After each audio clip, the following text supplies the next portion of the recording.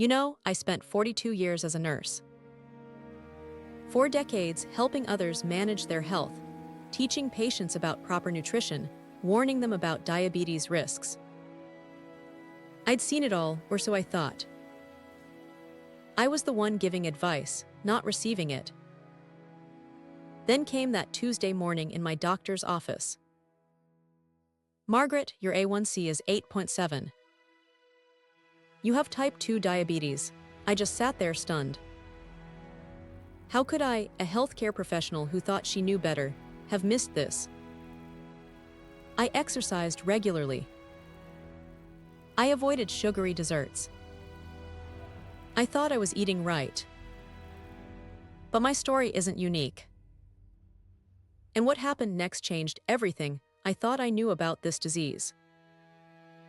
I'm Margaret Peterson, and after spending my entire career as a nurse at the VA Medical Center in Minneapolis, I thought I understood diabetes inside and out. I'd counseled countless veterans about managing their blood sugar, recognizing symptoms, and preventing complications. The irony wasn't lost on me when I became the patient. Looking back, the signs were there. The increased thirst I blamed on not drinking enough water. The fatigue I attributed to simply getting older. The occasional blurry vision I thought meant I needed new reading glasses. Classic symptoms I'd pointed out too. Patients for decades, yet somehow I'd convinced myself they didn't apply to me. My primary care physician had been monitoring my blood glucose levels for years. They were creeping up, but always just below the threshold for prediabetes. "Watch your carbs," she'd say, and I'd nod confidently. "I know all about that," I'd think to myself. Then came that annual physical at 67 years old, when my numbers couldn't be ignored anymore. The shame I felt was overwhelming. How could I have let this happen? I was supposed to be the expert. And to make matters worse, my doctor looked at me with such concern when she asked, "Have you been checking your feet regularly?" I hadn't. Not really. Not the way I'd instructed countless patients to do over the years.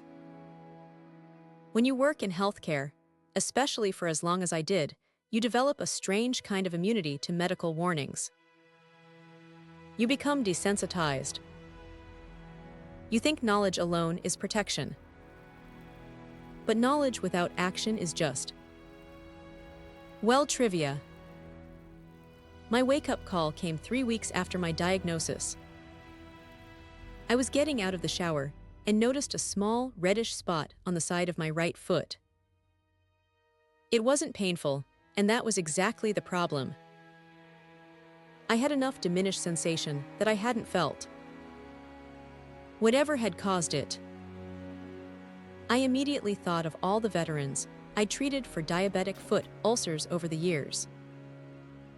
How many amputations I'd seen that started with just a small, painless spot, exactly like mine. The statistics flashed through my mind. People with diabetes are 15 to 40 times more likely to require a lower limb amputation than those without the condition. I called my doctor immediately, and thankfully we caught it early. A small pressure wound from shoes that were slightly too tight. Nothing serious this time. But it was the reality check I needed. That night, I sat at my kitchen table and cried. Not just for myself, but for all the patients I might have judged over the years. How many times had I thought, if they just follow the advice I'm giving them, they wouldn't be in this situation. Now I understood how complex this disease really is, how it sneaks up on you, and how knowing what to do doesn't make doing it any easier. I thought I was eating right. Those words kept repeating in my head during those first few months. And in many ways, I was eating better than most Americans. I rarely ate fast food. I cooked most meals at home. I didn't drink soda or eat candy. But when my new endocrinologist asked me to keep a food diary for 2 weeks, the truth was illuminating. My healthy breakfast of orange juice, whole grain toast with jam, and a banana was a carbohydrate bomb. My sensible dinner portions were actually twice what they should be. And those occasional treats were happening almost daily. The hardest part wasn't learning new information. It was unlearning old habits and beliefs. I'd grown up in the era of the food pyramid, where grains formed the foundation of every meal.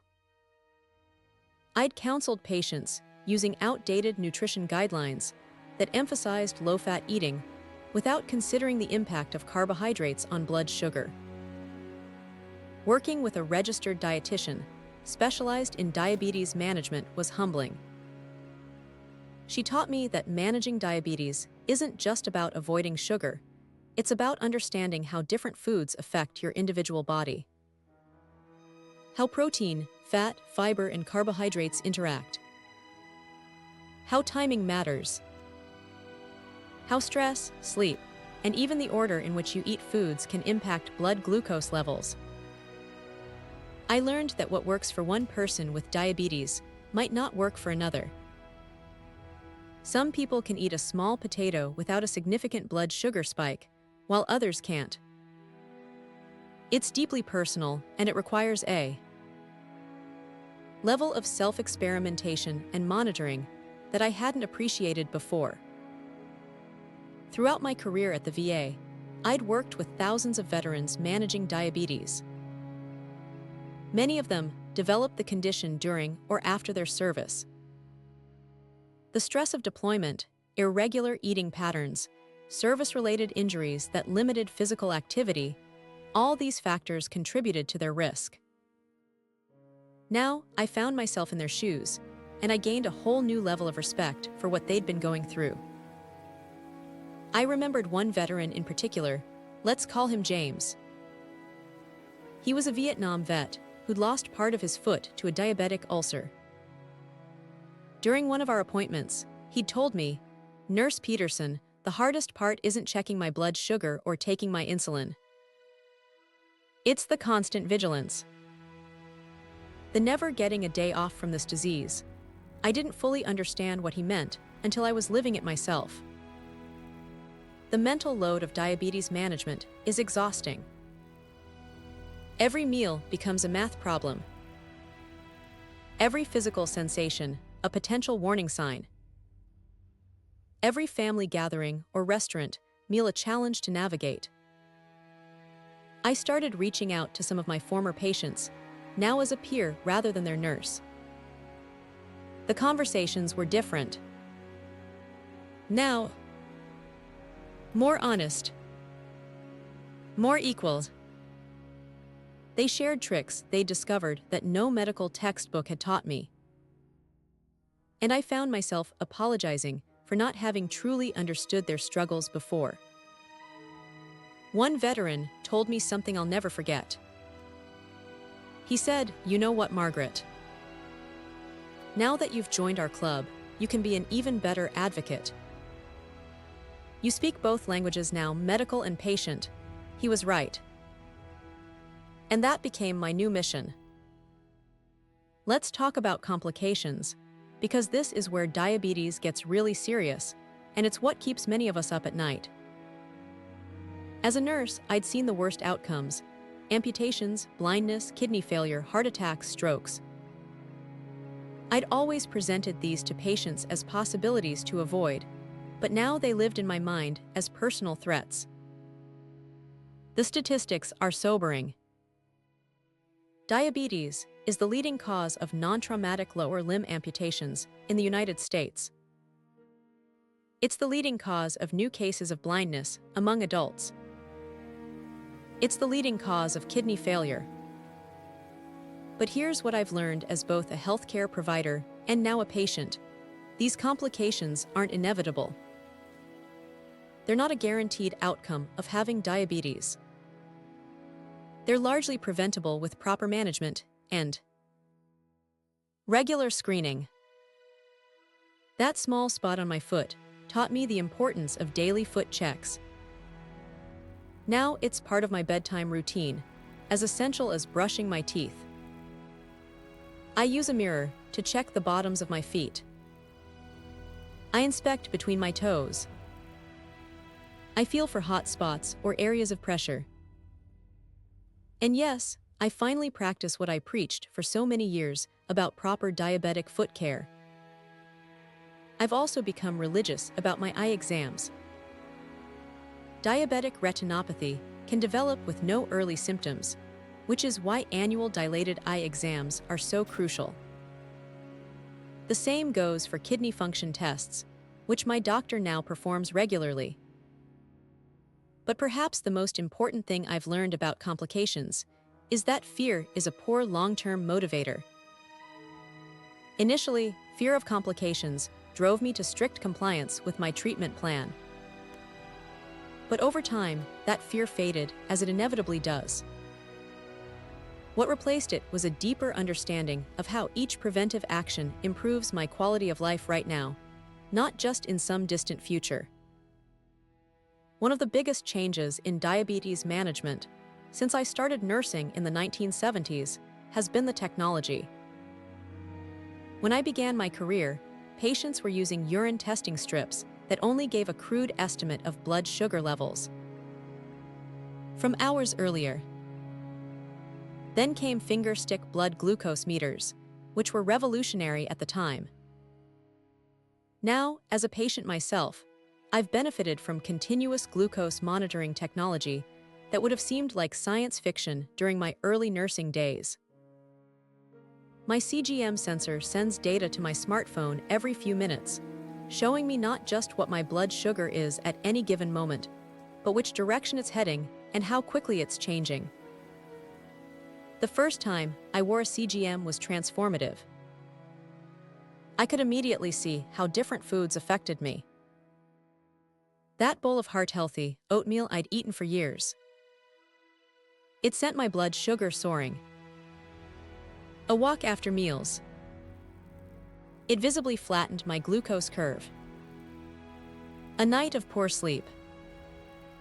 The next day's graph looked like a roller coaster. This continuous feedback loop has been the single most educational tool in my diabetes management.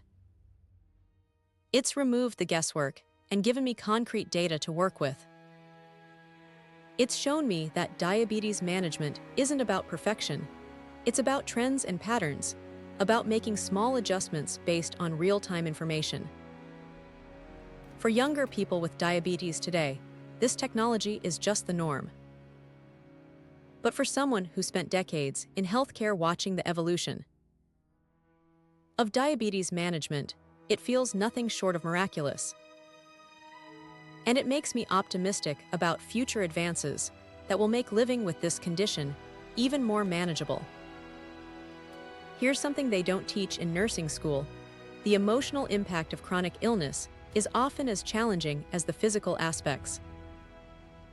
Diabetes distress is real. Burnout is real. The grief that comes with a chronic diagnosis is real. I went through all the classic stages of grief after my diagnosis. Denial, surely the lab results were wrong. Anger, why me, after all these years of helping others. Bargaining, maybe if I'm perfect with my diet, this will go away. Depression, the weight of managing this condition forever felt crushing. And finally, acceptance. This is my new normal and I can handle it. What surprised me most was the isolation. Despite having a loving family and supportive friends, I felt alone in my experience. No one else had to think about carb counts, or medication timing, or glucose readings. No one else understood the mental exhaustion that comes from the constant decision-making diabetes requires. Finding a diabetes support group changed everything for me. Suddenly, I was surrounded by people who got it, who spoke the same language, who didn't need explanations or apologies. Some were newly diagnosed like me. while others had been managing diabetes for decades and had wisdom to share. One woman in my group, a 35-year veteran of type 2 diabetes with no complications, became my informal mentor. Her approach was refreshingly balanced, serious about management, but not letting diabetes define her life. "It's just one part of who I am," she told me. "An important part that needs attention, but not the most interesting thing about me."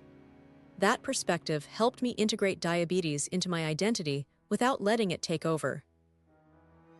Yes, I'm a person with diabetes, but I'm also a mother, a grandmother, a retired nurse, a gardener, a terrible but enthusiastic painter, and 1,000 other things that make up who I am. They say nurses make the worst patients. Maybe that's true in some ways. We know just enough to worry about everything that could go wrong. But I'd like to think my nursing background has ultimately been an asset in this journey. About 6 months after my diagnosis, once I'd gotten my own management under better control, I started volunteering at a local diabetes education center. I began sharing my story, both my professional knowledge and my personal experience with newly diagnosed patients. There's something powerful about being able to say, "I've been on both sides of this conversation." I've found that my diagnosis story resonates particularly with other healthcare professionals and with veterans. When doctors or nurses or medics get diagnosed with diabetes, there's often an added layer of shame or professional embarrassment. I can speak directly to that feeling, validate it, and then help them move beyond it. And for the veterans I work with, my connection to the VA system and understanding of their unique challenges helps build trust quickly. Many of them face complex health issues beyond diabetes, PTSD, physical disabilities, chronic pain, that complicate their diabetes management. Having worked in that system for decades, I can help them navigate resources and advocate for comprehensive care. This new chapter of my life has given me purpose. It's allowed me to use my diagnosis as a tool for connection rather than a source of shame. And it's taught me that sometimes our greatest challenges can become our most meaningful contributions. So here I am, 3 years into this journey with type 2 diabetes. My A1C is now 6.2, well within target range. I've lost 37 pounds. I walk 5 miles most days.